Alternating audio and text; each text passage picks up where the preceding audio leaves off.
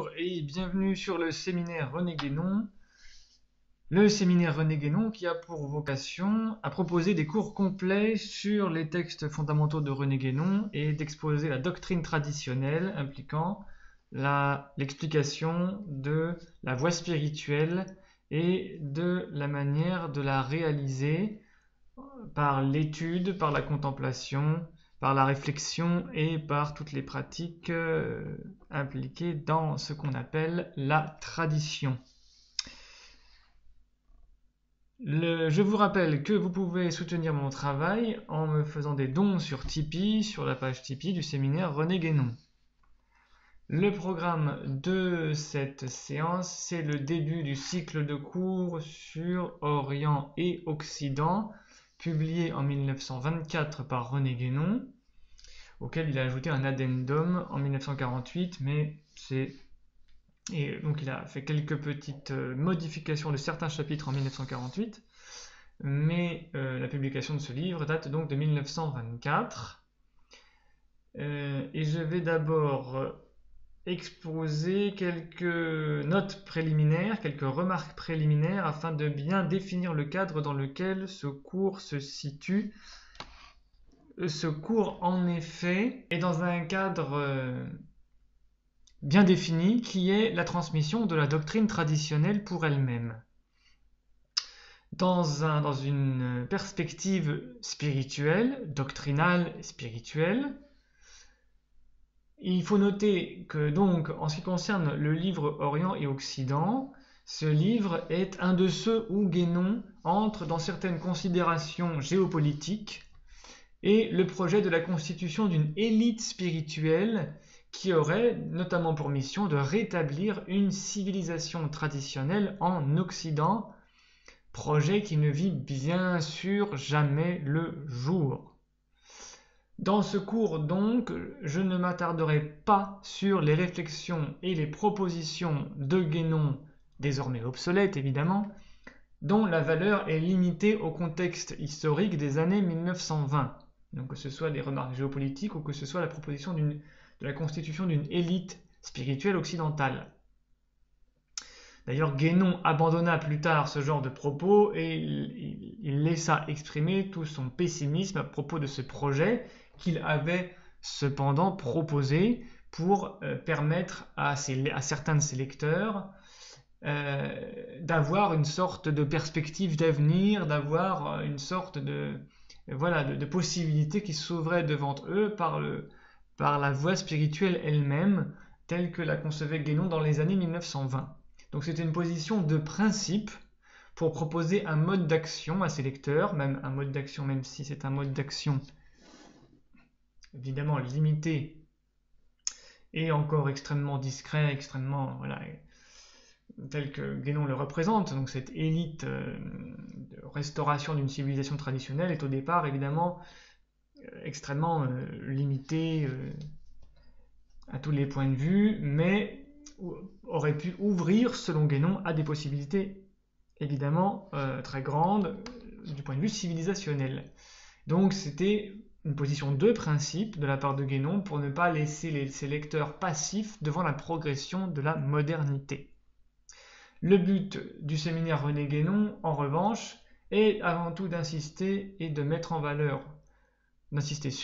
mettre en valeur l'enseignement atemporel de Guénon et ce en quoi il nous instruit aujourd'hui, ce en quoi c'est encore une instruction extrêmement importante pour nous aujourd'hui. Donc, je ne tirerai de tous ces passages que ce qui est utile aujourd'hui en ayant pris en compte les échecs historiques qui ont eu lieu depuis la mort de René Guénon, notamment. Sans développer d'ailleurs ces derniers, puisque ce n'est pas le sujet ici. Je ne reviendrai pas non plus sur les fondamentaux de la doctrine traditionnelle que Guénon a déjà exposés, notamment dans la crise des mondes modernes et dans la métaphysique orientale qui ont déjà fait l'objet d'un cours sur le séminaire René Guénon. Donc je vous renvoie à ces cours. Et je rappelle qu'il est important de suivre les cours du séminaire René Guénon dans l'ordre et donc d'avoir déjà suivi les cours sur ces deux œuvres fondamentales que sont la crise du monde moderne et la métaphysique orientale. Voilà pour cette note préliminaire. Passons donc à l'avant-propos de ce livre de René Guénon, écrit donc en 1924, Orient et Occident, donc 3 ans avant la crise du monde moderne. La crise du monde moderne étant en quelque sorte un point de vue plus surplombant et plus doctrinal sur ces questions. Mais Orient et Occident permet d'approfondir certains aspects. Dans son avant-propos, donc, René Guénon démontre qu'il se fonde sur l'opposition classique entre Orient et Occident, donc une opposition qui est très classique et qui est d'ailleurs implantée dans la mentalité des Occidentaux eux-mêmes. Les Occidentaux, surtout dans les années 20, dans leur tête, ils opposaient Orient et Occident. C'était une opposition extrêmement importante en termes doctrinal, spirituel, religieux, traditionnel, mental, philosophique, etc. Artistique, culturel. Donc René Guénon se fonde sur cette opposition, mais en y appliquant des principes spirituels et traditionnels. Il dit « Tant que les Occidentaux s'imagineront qu'il n'existe qu'un seul type d'humanité, qu'il n'y a qu'une civilisation à divers degrés de développement, nulle entente ne sera possible. » Et René Guénon ainsi propose avant tout de revenir à une entente entre civilisations. Donc c'est pour ça que cet ouvrage a une tonalité souvent une tonalité de projet civilisationnel, puisqu'il propose une réunion, une réconciliation, une entente, un accord entre civilisations, ne serait-ce qu'au niveau de certaines élites, ou ne serait-ce que sur un plan purement spirituel et doctrinal peut-être. Donc, René Guénon revient sur l'idée que les Occidentaux ont une sorte de monomanie ou d'égocentrisme, d'ethnocentrisme de la civilisation, puisqu'il considère qu'il n'y a qu'un seul modèle de civilisation qui serait le modèle occidental. Il faut aujourd'hui rappeler que la civilisation occidentale a envahi toute la planète et qu'aujourd'hui nous ne connaissons que la civilisation occidentale. Nous ne connaissons les autres civilisations que par des documentaires archéologiques ou historiques que nous pouvons avoir par des livres ou par les médias audiovisuels, par des vidéos et des documentaires, des reportages sur des restes de civilisations anciennes, donc plus ou moins en ruine ou plus ou moins dégénérées, mais qu'aujourd'hui nous ne connaissons de fait qu'une seule civilisation en pratique aujourd'hui. C'est la civilisation occidentale qui a envahi toute la Terre. Et donc c'est cette civilisation qui est unique et qui est en réalité une anomalie pour Guénon, puisque dans un monde traditionnel, il y a pluralité de civilisations. Il n'y a pas qu'une seule civilisation mondiale et il n'y a pas qu'un seul modèle de civilisation. Donc René Guénon expose l'idée extrêmement importante dans la tradition de la multiplicité des civilisations, idée complètement ignorée aujourd'hui, puisque nous ne connaissons qu'une seule civilisation, celle de l'Occident moderne, et nous ne connaissons que des vestiges de civilisation primitive, que nous regardons d'ailleurs avec condescendance ou simple curiosité, comme des personnes qui vont dans un zoo, par exemple lorsque nous regardons des reportages sur les tribus dans des jungles équatoriales, tropicales, ou sur des aborigènes vivant en mastiquant des larves dans le désert d'Australie par exemple, ou encore avec des danses rituelles dans un exotisme fantasmatique. René Guénon, au contraire, nous explique « La vérité, c'est qu'il y a des civilisations multiples, se déployant dans des sens fort différents, et que celles de l'Occident moderne présentent des caractères qui en font une exception assez singulière. On ne devrait jamais parler de supériorité ou d'infériorité d'une façon absolue des civilisations, sans préciser sous quel rapport on envisage les choses que l'on veut comparer, en admettant même qu'elles soient effectivement comparables. Il n'y a pas de civilisation qui soit supérieure aux autres sous tous les rapports. parce qu'il n'est pas possible à l'homme d'appliquer également et à la fois son activité dans toutes les directions, et parce qu'il y a des développements qui apparaissent comme véritablement incompatibles à l'intérieur d'une civilisation, s'entend. Donc René Guénon explique ici de manière extrêmement claire qu'il ne faut pas établir de hiérarchie entre des modèles civilisationnels. Imaginons par exemple le modèle de l'Inde, le modèle ensuite du sultanat arabo-musulman, ou le modèle ou d'autres modèles, le modèle de l'Empire chinois par exemple. Il n'y a pas de supériorité d'une civilisation sur une autre. Parce que ce sont des modèles qui ont été adaptés à des temps, des lieux et des peuples différents, et parce que l'homme ne pouvant pas s'appliquer à des activités, à toutes les activités dans toutes les directions, il y a forcément des civilisations qui ont développé certaines choses davantage que d'autres, et que donc elles ne sont pas équivalentes, elles ne sont pas comparables sous tous les rapports. Donc il n'y a pas de hiérarchie entre les modèles civilisationnels, ce qui ne veut pas dire qu'il n'y a pas de hiérarchie entre des états historiques, temporels, différents de différentes civilisations. Mais dans les modèles civilisationnels, par exemple l'Empire chinois avec confucianisme et taoïsme, l'Empire indien, si on veut, avec l'hindouisme, et l'Empire du sultanat arabo-musulman avec l'islam, ce sont des civilisations ayant une tradition qui ne sont pas comparables en termes de hiérarchie ou de supériorité d'une civilisation sur une autre. Ça, c'est le point de vue traditionnel. Par conséquent, il n'y a donc pas d'Orient qui soit supérieur à l'Occident sous tous les rapports, et en termes de civilisation évidemment actuelle, y compris dans les années 1920. Il faut bien comprendre la subtilité de la pensée de Guénon, qui est loin d'exalter fanatiquement l'Orient contre l'Occident en termes de civilisation actuelle, en termes de civilisation temporelle, historique.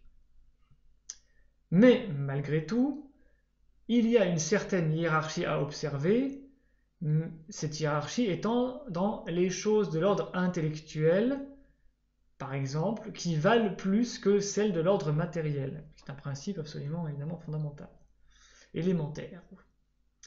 S'il en est ainsi, une civilisation qui se montre inférieure sous le premier rapport, c'est-à-dire dans l'ordre intellectuel, tout en étant incontestablement supérieure sous le second, c'est-à-dire dans l'ordre matériel, se trouvera désavantagée dans l'ensemble, quelles que puissent être les apparences extérieures. Et tel est le cas de la civilisation occidentale actuelle, historiquement actuelle, si on la compare aux civilisations orientales, qu'elles soient actuelles dans les années 1920 ou qu'elles soient les civilisations orientales du passé ou des modèles de civilisation orientale. Donc il faut bien comprendre que lorsque Guénon parle, en fait, il y a plusieurs modèles de civilisation, mais il y a deux grands modèles, les civilisations traditionnelles et orientales, notamment orientales donc, et d'autre part, une seule civilisation, la civilisation moderne occidentale, qui est un modèle particulier et qui est un modèle déviant par rapport à la tradition, évidemment. Et d'ailleurs, Guénon explique qu'il n'y a pas de supériorité lorsqu'on peut dire qu'on peut faire preuve d'intelligence autrement qu'en construisant des machines. Et évidemment, en ce qui concerne la construction des machines, et notamment dans les années 1920, l'Occident, la civilisation moderne occidentale, était évidemment supérieure à toutes les autres. Mais dès les années 1920, René Guénon exposait, démontrait et relayait les graves problèmes de l'Occident, qui amenaient déjà au fait que certains commencent d'ailleurs à sentir plus ou moins confusément que les choses ne peuvent continuer à aller indéfiniment dans le même sens, et donc même à parler comme d'une possibilité d'une faillite de la civilisation occidentale. Donc dès 1924, René Guénon signale que certains occidentaux eux-mêmes commencent à entrevoir une faillite de la civilisation occidentale, ce qui amènera à la crise du monde moderne en 1927. Alors, il faut aussi noter que cet ouvrage de René Guénon, Orient et Occident, se place dans le contexte du colonialisme et donc d'un brutal rapport de force que cela impliquait.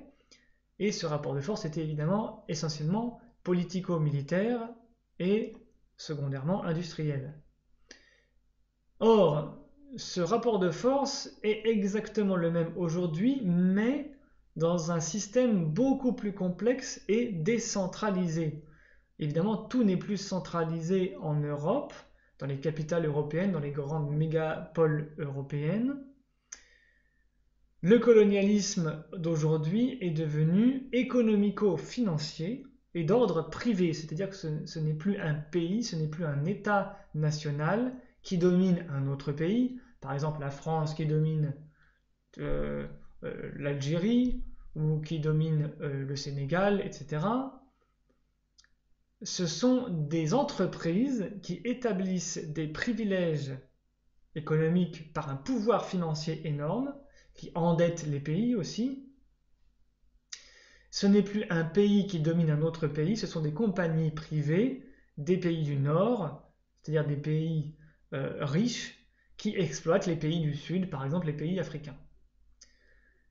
Guénon, pour sa part, avait encore l'ambition de contribuer à améliorer la situation des tensions créées par le colonialisme, donc entre la civilisation occidentale matérielle, moderne et antispirituelle, principalement, et d'autre part la civilisation orientale, c'est-à-dire ce qu'on appelle aujourd'hui les pays du Sud, qui étaient dans une situation d'impuissance matérielle mais ayant quand même la vitalité d'une tradition spirituelle.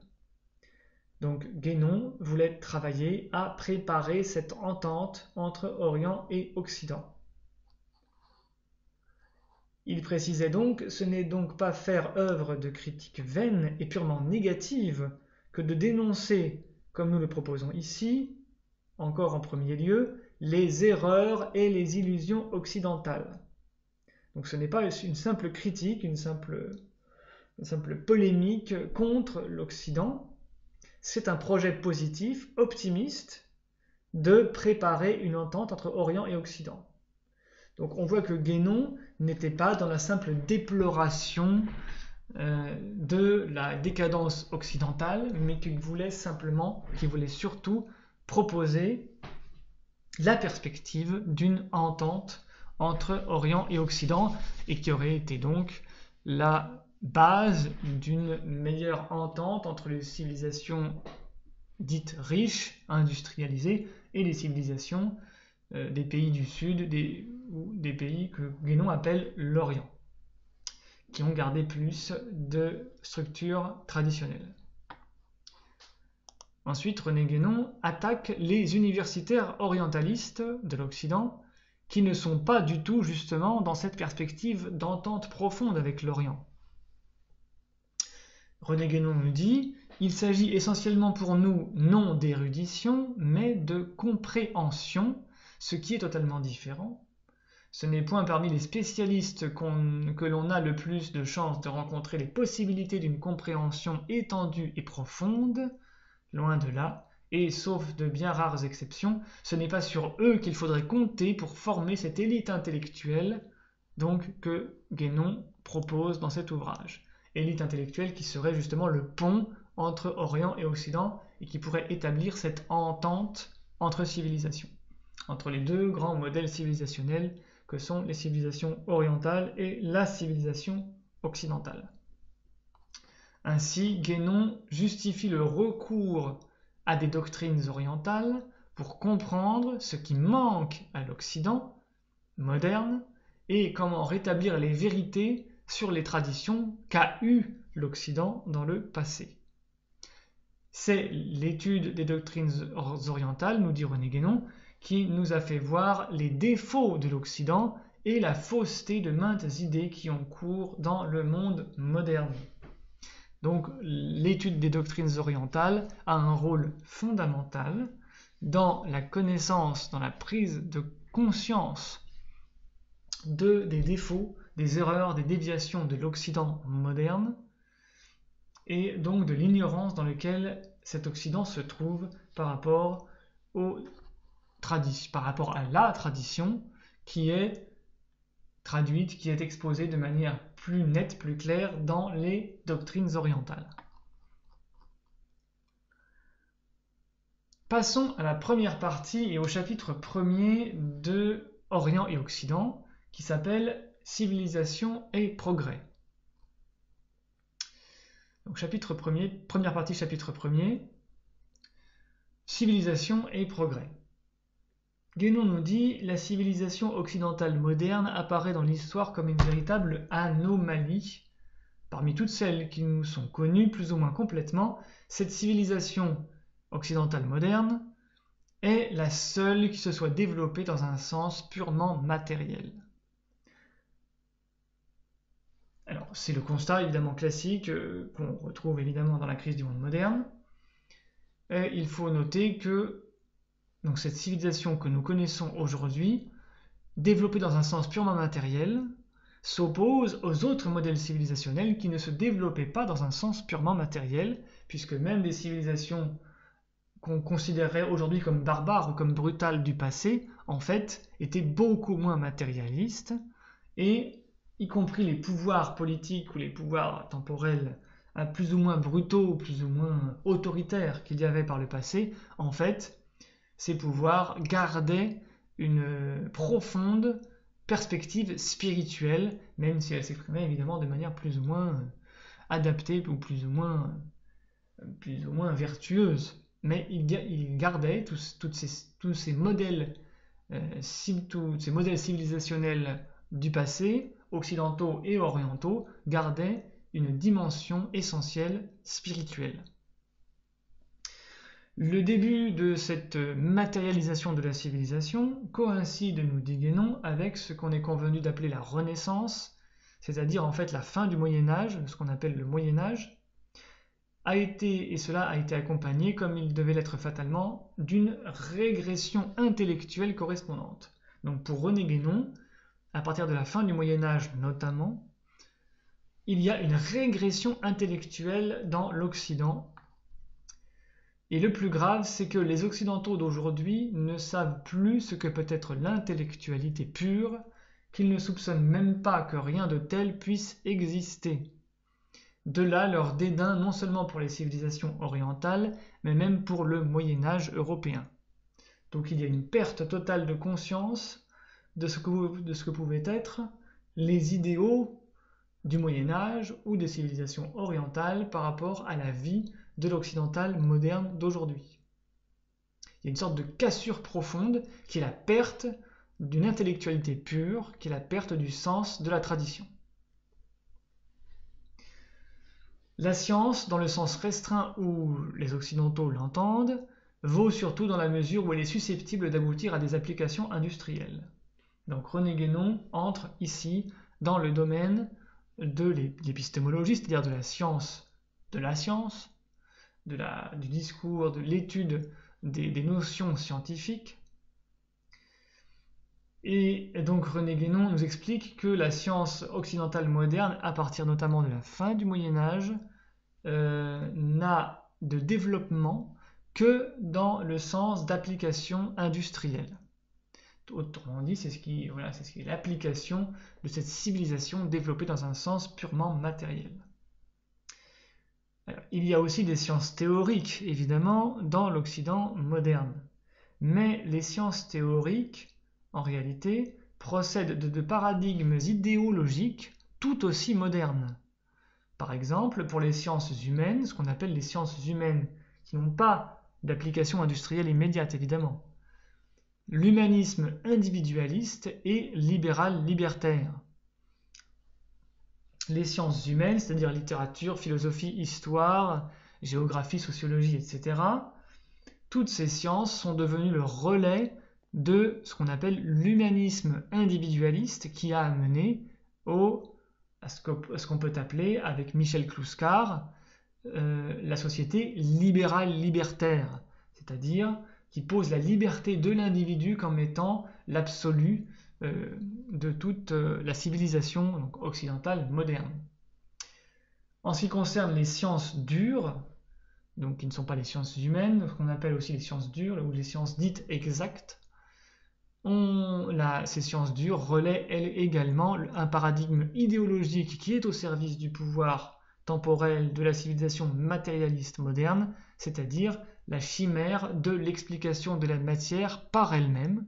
Donc aujourd'hui, toutes les sciences modernes, et dites exactes dans les universités, dans les centres de recherche, se contentent d'expliquer la matière par la matière. C'est du pur matérialisme. Donc c'est une négation permanente de la dimension spirituelle des choses.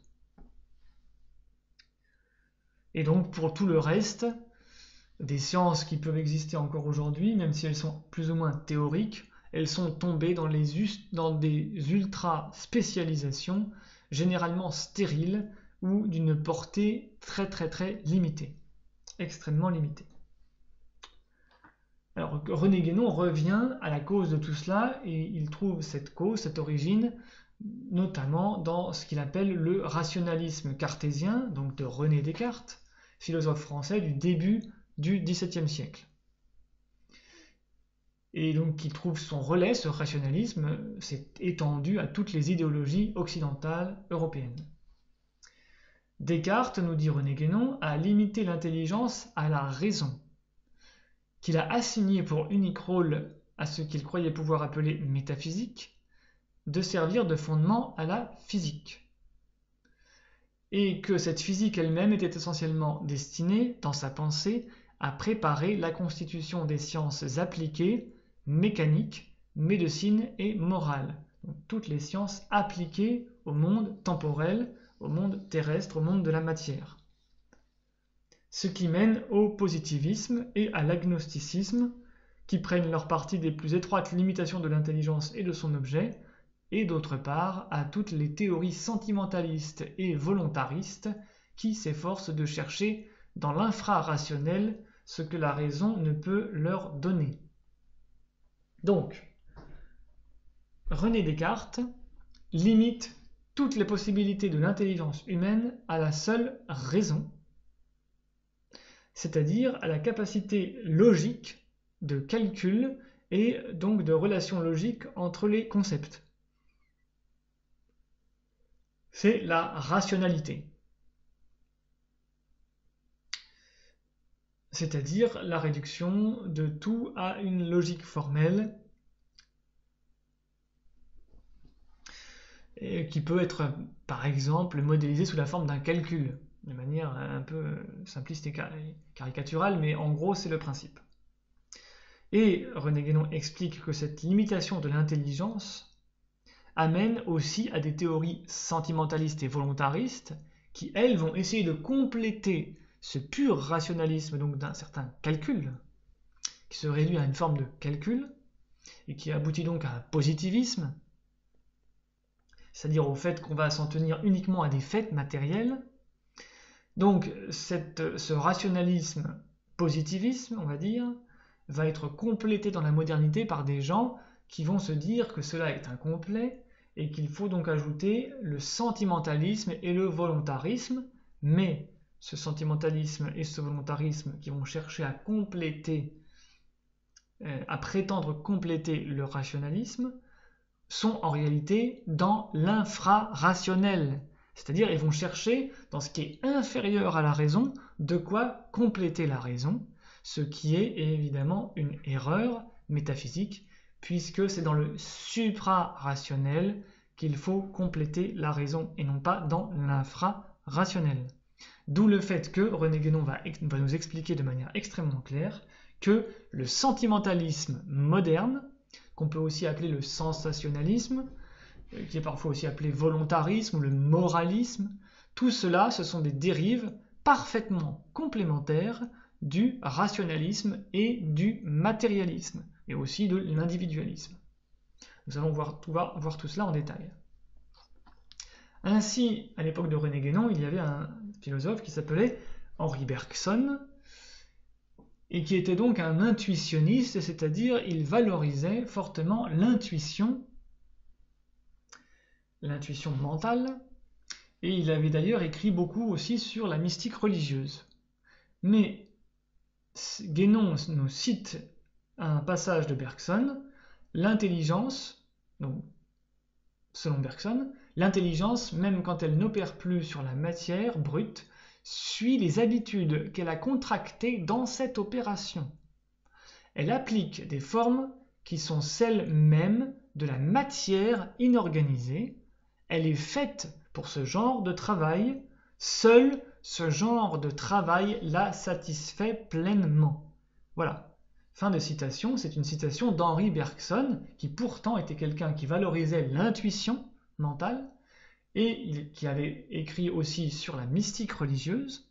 Eh bien, Bergson limite l'intelligence aux opérations faites sur la matière brute.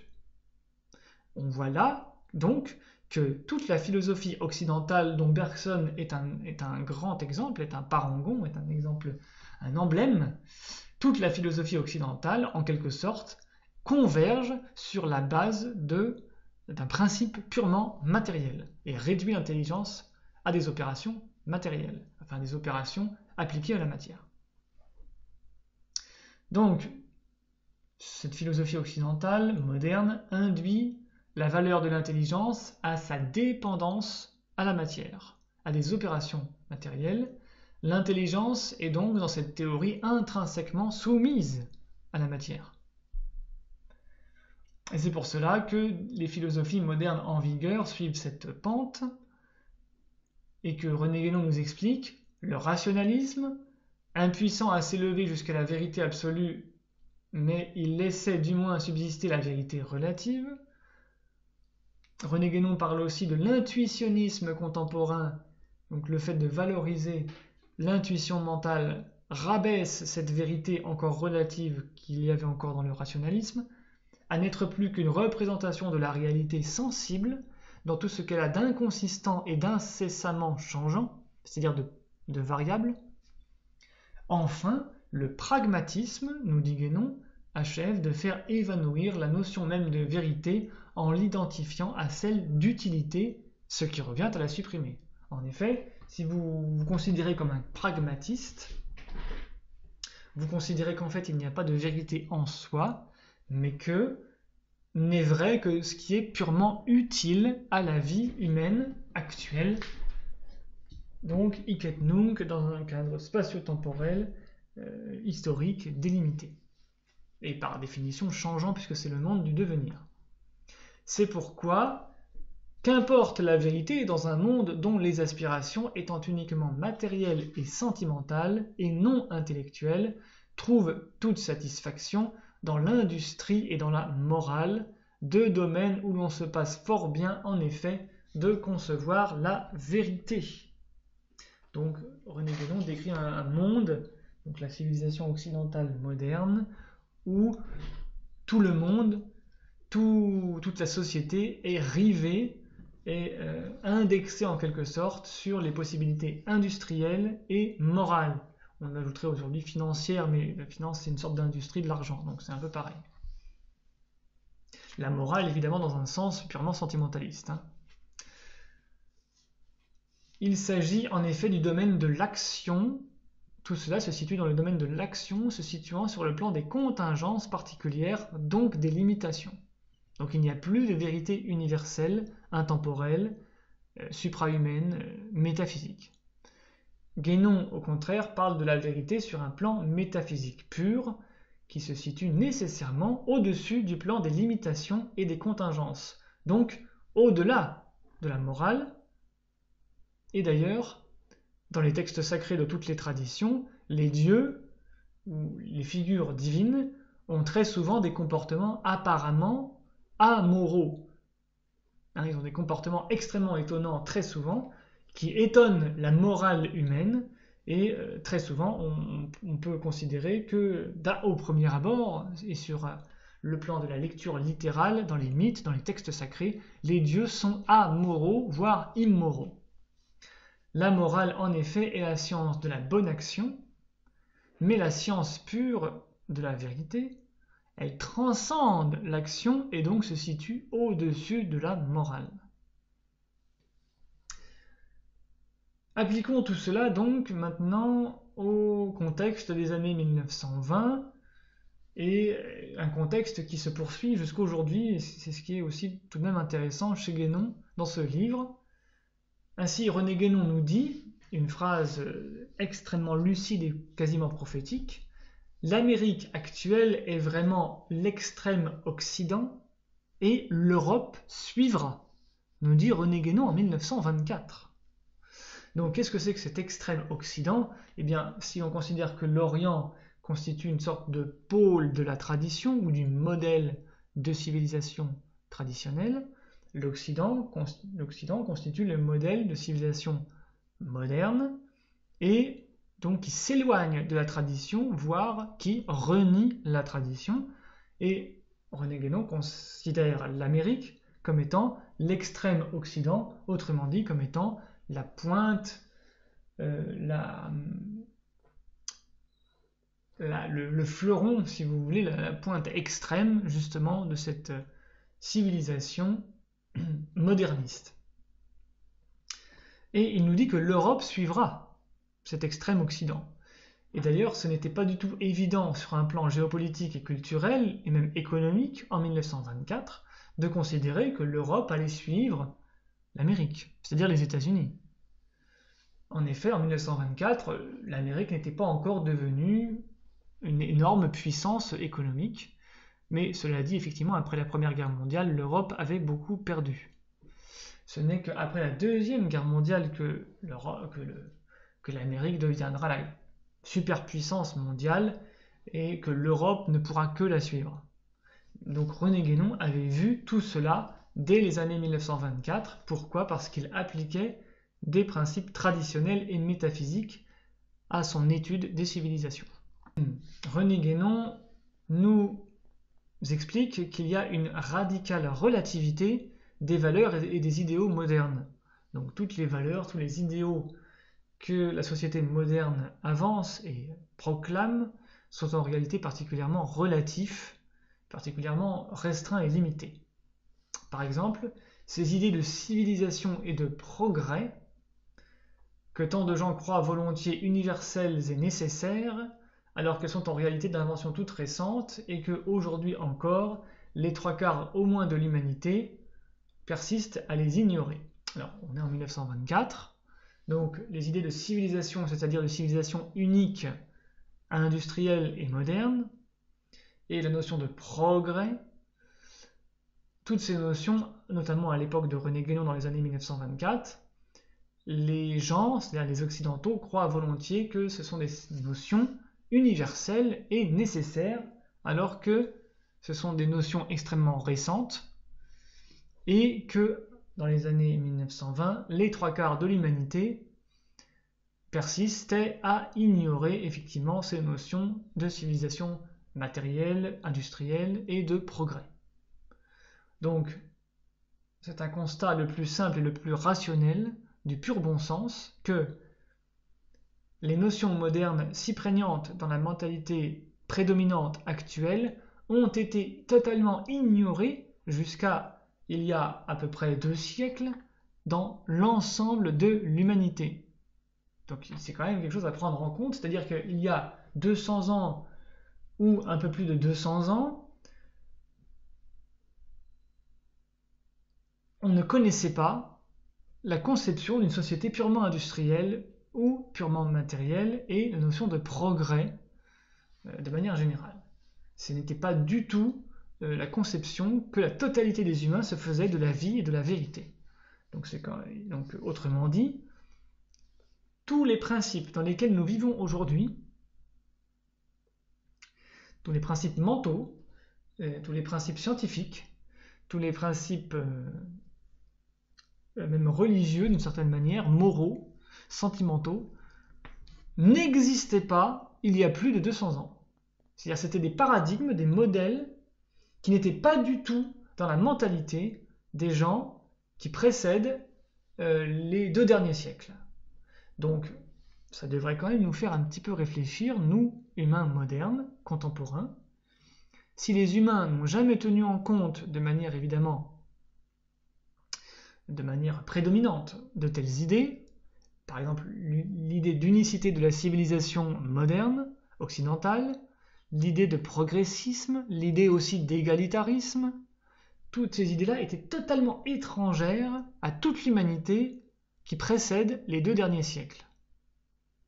Donc ça pourrait peut-être nous faire réfléchir sur le fait que ces notions sont en réalité purement relatives, puisque l'humanité, n'a pas pu vivre dans l'illusion totale et dans l'iniquité absolue pendant tous les millénaires qui précèdent, on va dire, la fin du XVIIIe siècle et le XIXe siècle, donc il y a 200 ans.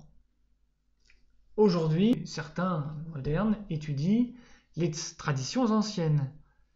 Donc l'étude de ces traditions revient au goût du jour d'une certaine manière, mais de quelle manière? De manière extrêmement marginale et de manière extrêmement anecdotique.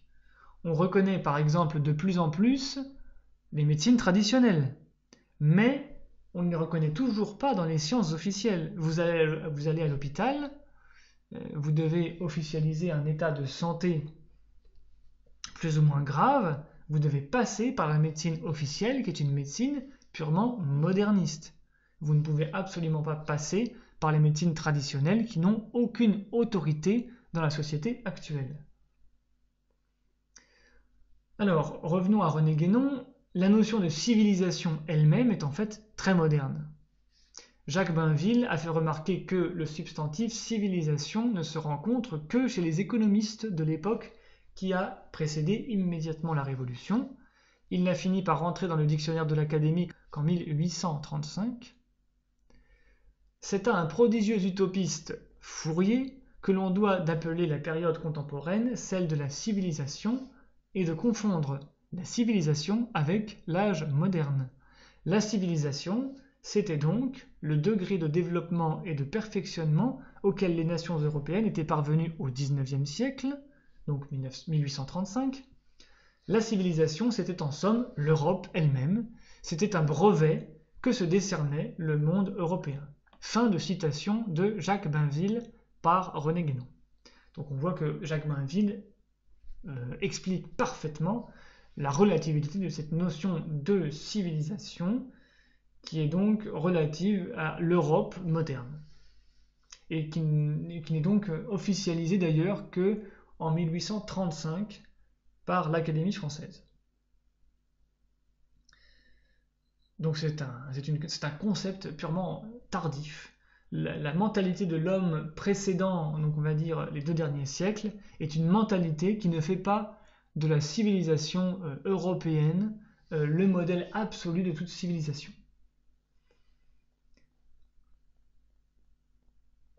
Et quelle est cette civilisation européenne? Eh bien, c'est une structure sociale, mentale, culturelle et économico-politique de la démocratie industrialisée moderne. Donc, évidemment, toute l'humanité qui précède les 2 derniers siècles ignorait parfaitement cette mentalité de la démocratie industrialisée moderne. Ce qui doit nous faire réfléchir. Guénon donc dénonce ainsi la réécriture idéologique de l'histoire par l'Occident. Il nous dit « L'histoire vraie peut être dangereuse pour certains intérêts politiques, et on est en droit de se demander si ce n'est pas pour cette raison que certaines méthodes, en ce domaine, sont imposées officiellement à l'exclusion de toutes les autres. Consciemment ou non, on écarte a priori tout ce qui permettrait de voir clair en bien des choses, et c'est ainsi que se forme l'opinion publique. » Donc là, dans ce petit passage, René Guénon dénonce le fait que les pouvoirs politiques occidentaux modernes réécrivent l'histoire et la réécrivent en imposant certaines méthodes pour former l'opinion publique. Et former l'opinion publique, évidemment, à partir de paradigmes matérialiste, individualiste et, avec Michel Clouscar, nous pourrions dire libéral-libertaire. Tout cela d'ailleurs étant écrit avant Huxley dans Le meilleur des mondes ou avant Orwell dans 1984, ces ouvrages qui décrivent notamment le fait que, par exemple, Orwell dans 1984 expose un monde où le pouvoir politique réécrirait totalement l'histoire. Donc on voit que René Guénon avait cette conscience vive et intense, aiguë, dès 1924, avant donc ces grands auteurs. Et c'est pourquoi René Guénon dénonce aussi la démagogie creuse des politiciens et des idéologues. Il dénonce le caractère creux des concepts comme le progrès, la civilisation, et aujourd'hui on pourrait d'ailleurs ajouter l'égalité, donc avec des majuscules. Cela peut faire un excellent effet dans certaines phrases aussi creuses que déclamatoires, très propres à impressionner la foule pour qui la parole sert moins à exprimer la pensée qu'à suppléer à son absence. Donc René Guénon dénonce ces grandes manipulations démagogiques. Cet arsenal de formules dont les dirigeants contemporains se servent pour accomplir la singulière œuvre de suggestion collective, nous dit Guénon. Aujourd'hui, on appelle ça les éléments de langage, mais c'est exactement la même chose. Donc Guénon dénonce les manipulations mentales des dirigeants et des médias, et il nous indique que trop peu de gens constatent l'analogie pourtant frappante que l'action de l'orateur, notamment, présente avec celle de l'hypnotiseur, et celle du dompteur est également du même ordre.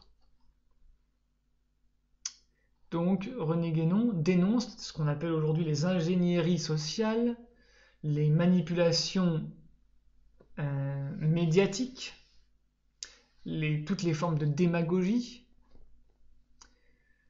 et il était conscient du triomphe de cette profonde et générale emprise psychique de l'idéologie moderne, et Guénon n'hésitait pas à parler de gigantesque hallucination collective par laquelle toute une partie de l'humanité en est arrivée à prendre les plus vaines chimères pour d'incontestables réalités.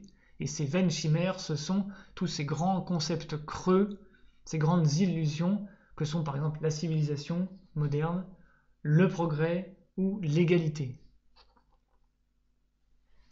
Alors par exemple, René Guénon revient sur l'idée de progrès. Qu'est-ce que c'est que ce progrès? Qu'on retrouve aussi d'ailleurs dans l'évolutionnisme, comme nous le verrons.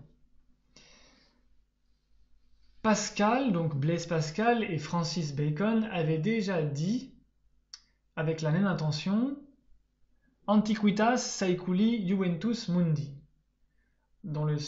Cette formule en latin signifierait « Les siècles sont anciens, mais le monde est jeune », ce qui signifie que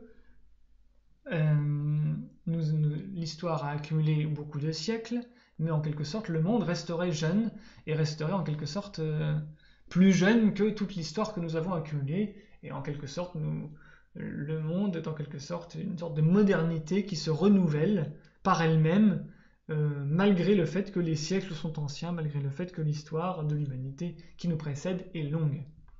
Donc c'est un modernisme.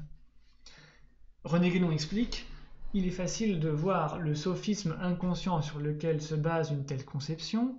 Ce sophisme consiste à supposer que l'humanité, dans son ensemble, suit un développement continu et unilinéaire.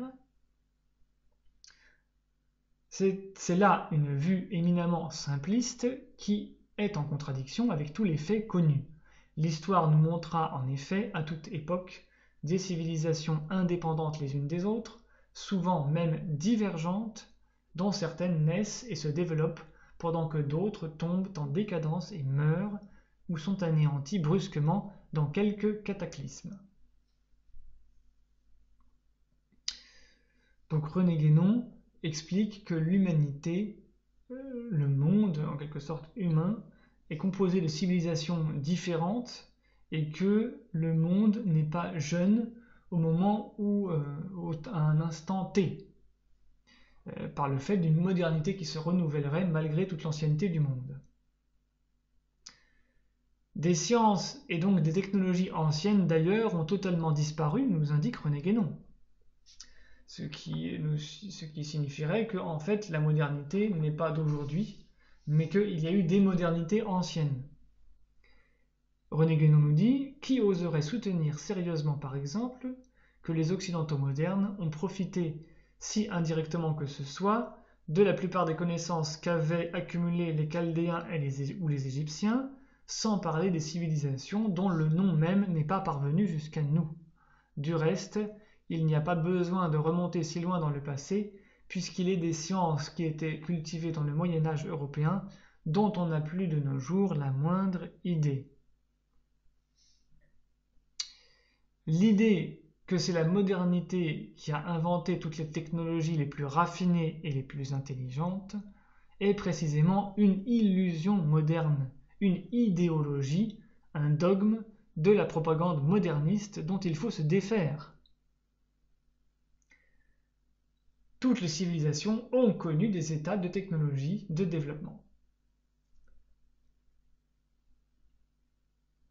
Et René Guénon veut donc nous expliquer par là que dans la tradition, dans le monde de la tradition, on pouvait trouver des états de développement technologique tout à fait avancés.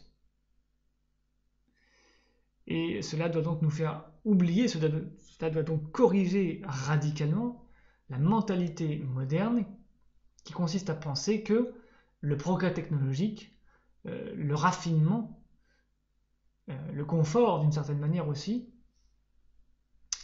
ne peut exister que dans notre civilisation moderne avec ses industries, qui en serait en quelque sorte un cas unique et l'aboutissement final du développement parfait de l'humanité. C'est donc une illusion totale. Le progressisme d'ailleurs et l'évolutionnisme sont imbriqués, comme nous l'avons évoqué.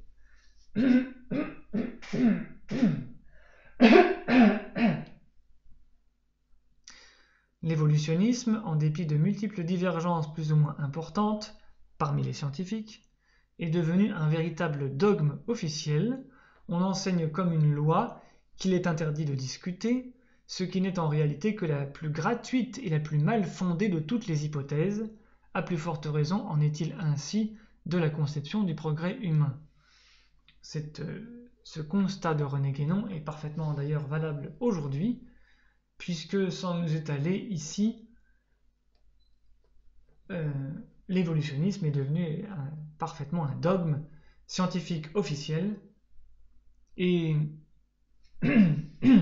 signalons que d'ailleurs Bergson lui-même avait réfuté la viabilité logique de la doctrine des avantages adaptatifs des mutations infimes cumulées dans l'évolutionnisme darwinien et dans son ouvrage L'évolution créatrice.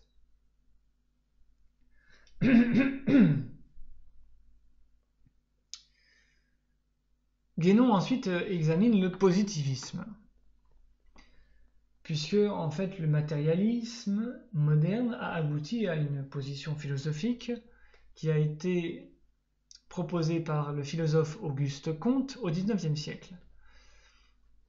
Et René Guénon qualifie la théorie d'Auguste Comte de théorie fantaisiste, notamment avec la loi des trois états, donc ce que Auguste Comte avait appelé la loi des trois états.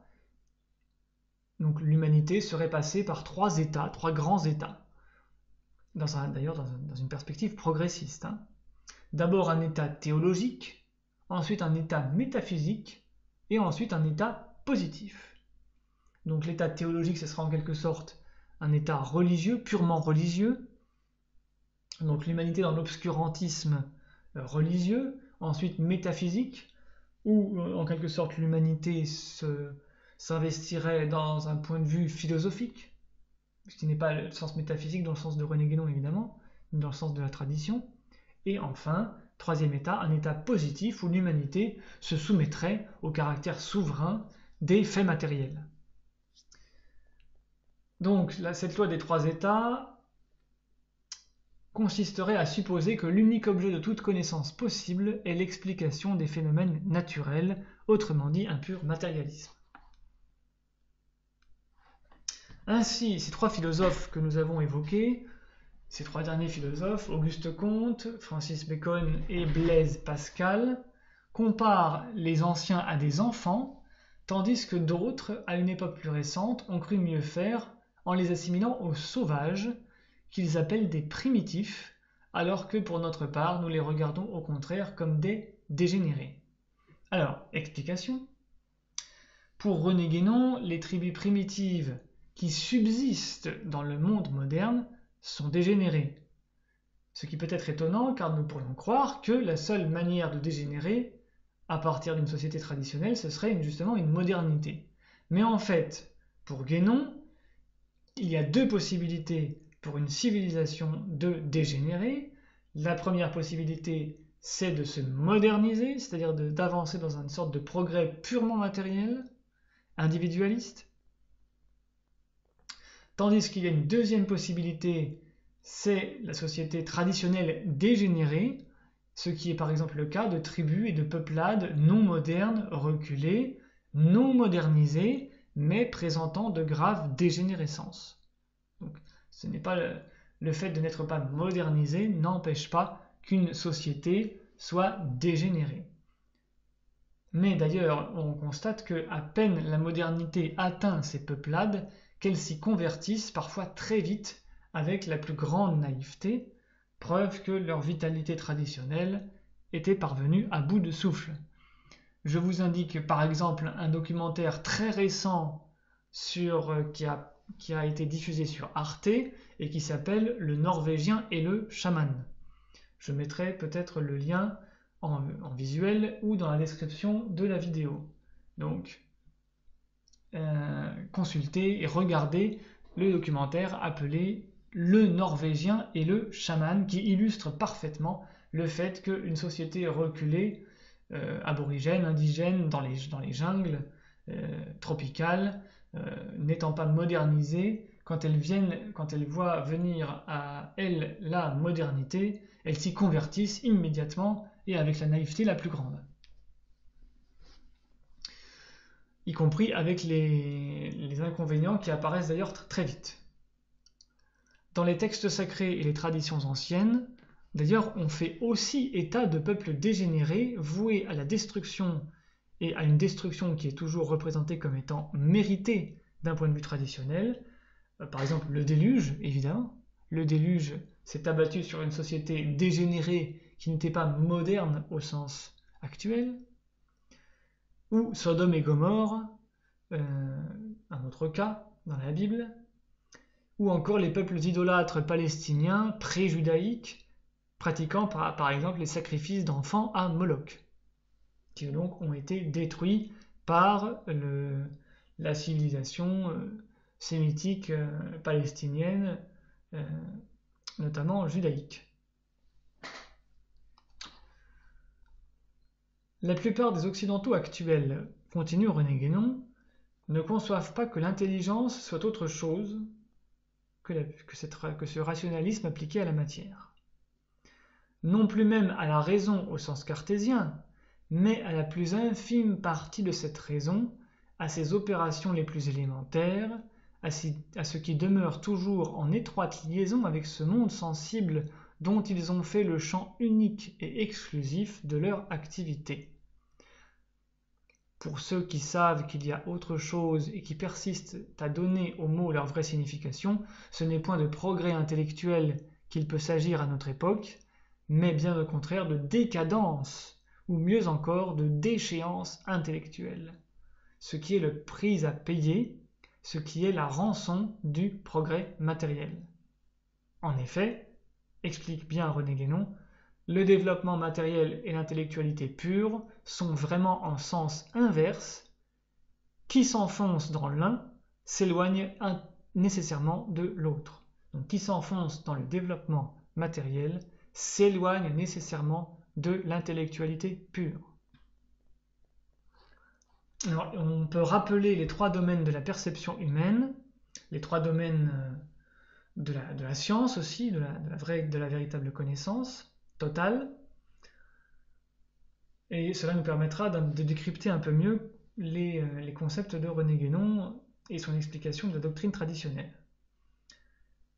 Il y a d'abord évidemment le domaine des sens, de la matière.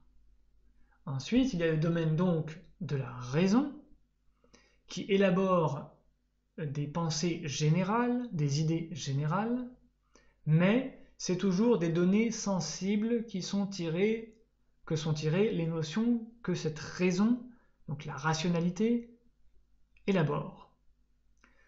Même si elle procède cependant de l'individuel qui est perçu par les sens. Donc la rationalité, la raison, procède de l'individuel qui est perçu par les sens. D'où le fait par exemple que dans la science moderne, on considère que n'est vrai que ce qui est expérimentable, que ce qui a été l'objet d'une expérimentation.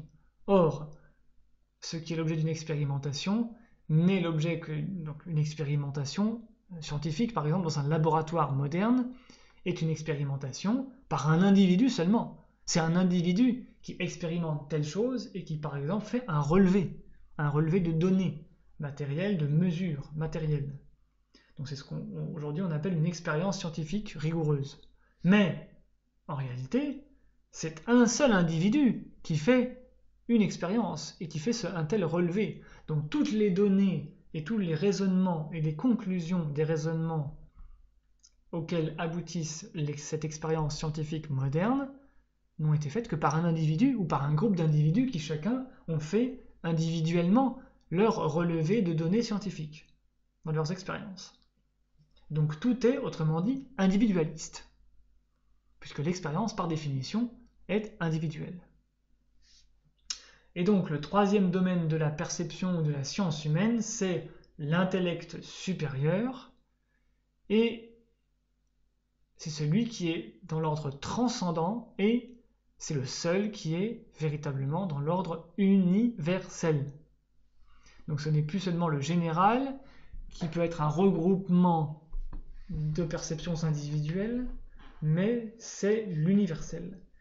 Il n'appartient uniquement que à l'intellect supérieur, qui est au-dessus de la raison, et c'est ce que René Guénon appelle le supra-rationnel. Donc cela amène aussi René Guénon à dénoncer l'écueil du sentimentalisme moderne. Certains veulent opposer le domaine du sentiment à celui de la matière, faire du développement de l'un une sorte de contrepoids, donc le développement du sentiment, du sentimentalisme, un contrepoids au rationalisme, par exemple de l'industrie ou de la finance. Or, c'est une totale illusion, car là où l'intellectualité est réduite au minimum, il est tout naturel que la sentimentalité prenne le dessus. Et d'ailleurs, celle-ci, en elle-même, est fort proche de l'ordre matériel. En effet, le sentiment fonctionne selon des déterminations essentiellement organiques, corporelles, d'où l'illusion grave du romantisme qui confond sentimentalité exacerbée et transcendance spirituelle.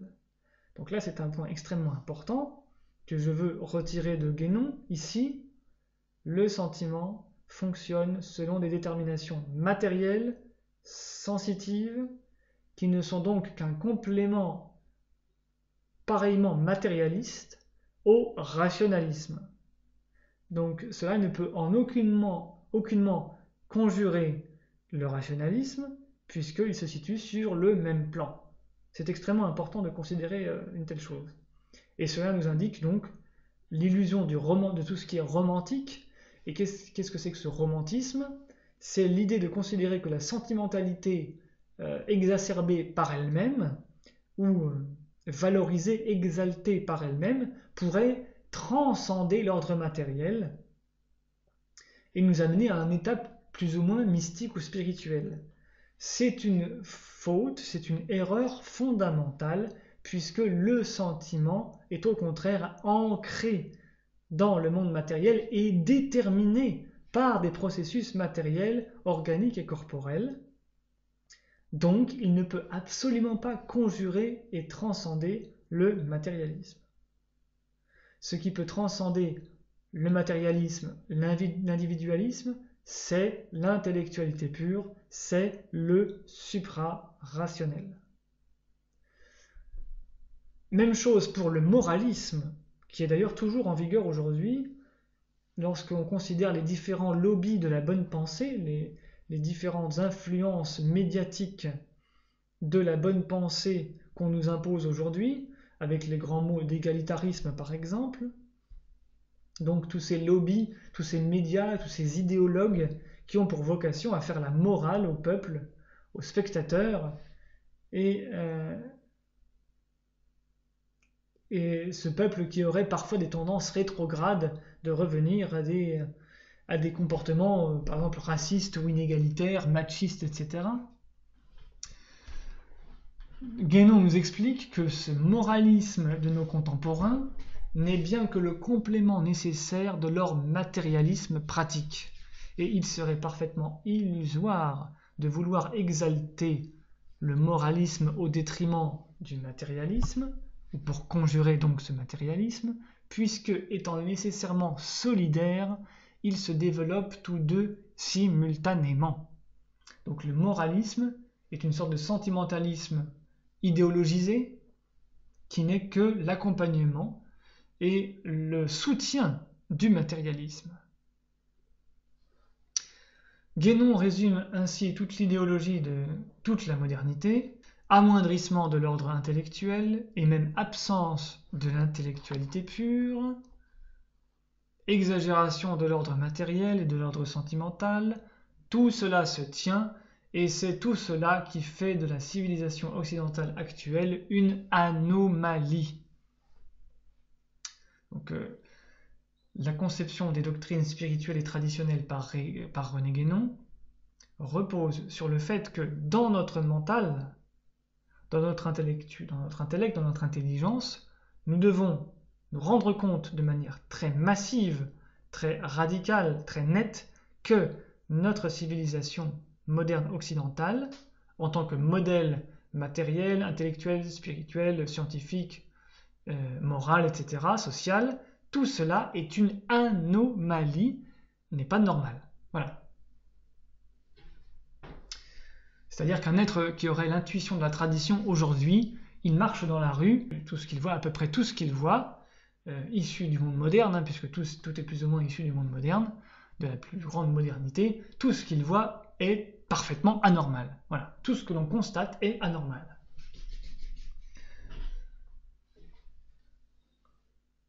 Alors, pour un peu schématiser et encore mieux comprendre les deux perspectives, entre donc justement la science à l'occidentale et la science à l'orientale ou de manière traditionnelle, donc l'Occident moderne à la tradition, René Guénon donc oppose deux usages de l'intelligence humaine, deux conceptions de la science. La science occidentale est analyse et dispersion. La science orientale est synthèse et concentration. Donc ça, c'est un principe fondamental de la doctrine de René Guénon, qui sera d'ailleurs développé plus tard dans l'œuvre et même dans les autres œuvres de René Guénon. La science occidentale est analyse et analytique et dispersion. Donc on découpe le réel, ce qui fait qu'on le disperse en plusieurs morceaux plus limités, tandis que la connaissance orientale traditionnelle est synthèse. Donc aujourd'hui on appelle ça aussi holistique, mais holistique. Mais en fait, c'est la notion véritable, c'est la synthèse. C'est-à-dire qu'on unifie tout le réel dans une synthèse, et par la concentration, et non pas par la dispersion. Et donc cela permet à René Guénon de retourner l'idéologie occidentale moderne. Ce que les occidentaux appellent civilisation, les autres l'appelleraient plutôt barbarie, parce qu'il y manque précisément l'essentiel, c'est-à-dire un principe d'ordre supérieur, un principe spirituel, une hiérarchie soumise au principe spirituel de la connaissance métaphysique. Donc toutes les autres civilisations, africaines, asiatiques, quelles qu'elles soient, amérindiennes, tout ce qui est traditionnel, appellerait notre civilisation occidentale moderne une barbarie parce qu'il y manque l'essentiel, justement. Ce principe transcendant métaphysique, qui est ce que René Guénon appelle l'intellectualité pure. Ce que les Occidentaux appellent progrès, continue Guénon, ce n'est pour les Orientaux que changement et instabilité, et le besoin de changement si caractéristique de l'époque moderne est à leurs yeux une marque d'infériorité manifeste. Celui qui est parvenu à un état d'équilibre, au contraire, n'éprouve plus ce besoin, de même que celui qui sait ne cherche plus. Donc René Guénon la pointe là encore avec une lucidité, une acuité frappante, la caractéristique véritablement pathologique de l'occidental, qu'il appelle ici ce changement, cette instabilité, ce besoin de changement, ce qui est la marque d'une infériorité manifeste, puisque celui qui serait parvenu à un degré ou à un autre de perfection, d'accomplissement, justement, n'aurait plus ce besoin si permanent de changement et de variation, ou de mouvement. Terminons ce chapitre 1 d'Orient et Occident, par le fait que René Guénon promouvait la fin du colonialisme, avec notamment la formule que les Occidentaux doivent renoncer à l'assimilation pour pratiquer l'association. En effet, les Occidentaux devraient, selon René Guénon et selon les principes traditionnels, renoncer à assimiler les Orientaux qui ont gardé la tradition, donc l'assimiler à la modernité qui est antitraditionnelle et qui est l'oubli de la tradition. Donc cet Occident devrait abandonner cette assimilation pour pratiquer l'association, qui est donc le fait qu'on renonce à assimiler, c'est-à-dire à intégrer les peuples qui ont gardé une tradition dans un modèle non traditionnel et antitraditionnel, mais s'associer à eux en respectant leur propre modèle de civilisation, ce qui leur permettra de conserver leur tradition. Voilà pour ce premier chapitre d'Orient et Occident. Je vous rappelle que vous pouvez soutenir mon travail en me faisant des dons sur Tipeee. Ces dons sur Tipeee vous ouvriront la possibilité d'accéder à des séances de discussion et peut-être plus tard à des débats qui seront donc organisés en bonne et due forme sur tout un ensemble de questions plus ou moins polémiques d'ailleurs, ou plus ou moins graves concernant l'application délicate et difficile de la doctrine traditionnelle, de la métaphysique, de la spiritualité pure. Et je vous dis à bientôt pour donc le chapitre 2 d'Orient et Occident.